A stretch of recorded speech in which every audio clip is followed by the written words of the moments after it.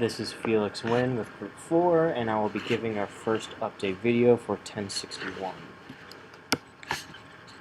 So these past couple of weeks we have been modifying our design and working closely with Andy in the machine shop to produce our final product. Since our last update we have changed the track system that the guard slides along from a rectangular shape to a cylindrical shape.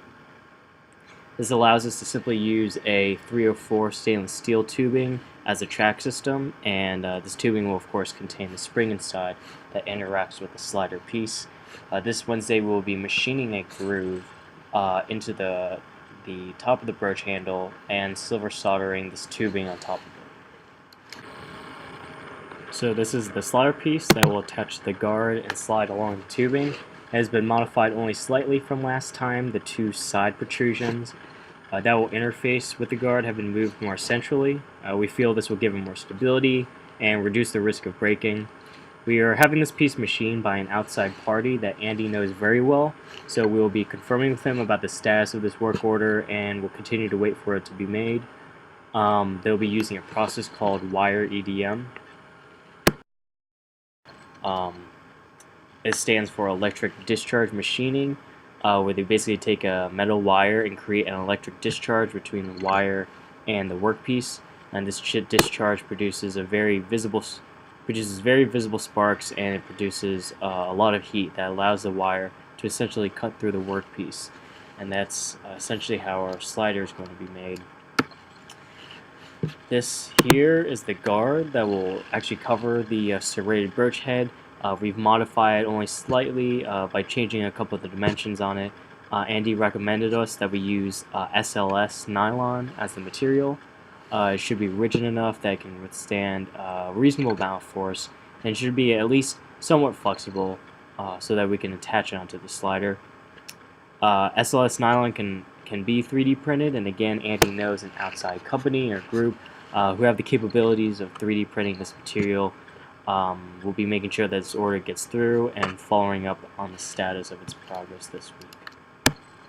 So in all, the design of the device has already been completed. We've been just working on machining and fabricating our final product. Once we've completed the broach guard, we will move on to do our verification protocols. As of now, we only have 3 protocols: dimensions, roughness, and force testing protocols. The dimensions protocol essentially just involves using caliper and dimensions, make sure they align to our SolidWorks designs. We'll also be using a 2D profilometer to measure the roughness of the guard and make sure it does not cause excess damage itself to soft tissue. And then the force testing protocol is in place to measure the stresses that the guard experiences, make sure it's durable enough to be used in a hip replacement procedure. And we'll be adding on a cleaning or sterilization protocol to these that we'd also like to do with our device. So basically, we would like to have a testable device completely made by the beginning of February 1st, so that we can do our V&V work in the coming months. Since we won't be able to get approved by UPMC's IRB in a timely manner, just given the nature of the device, we've been pushing to get approved by Jamison Health, which is where our clinical mentor, Dr. Han, works at. So we've been working very closely with him to get this approval in time for validation testing. We're also still in the process of completing a provisional patent application for the broach guard. We don't have any hard deadline for that, but we hope to get that out of the door by the end of January.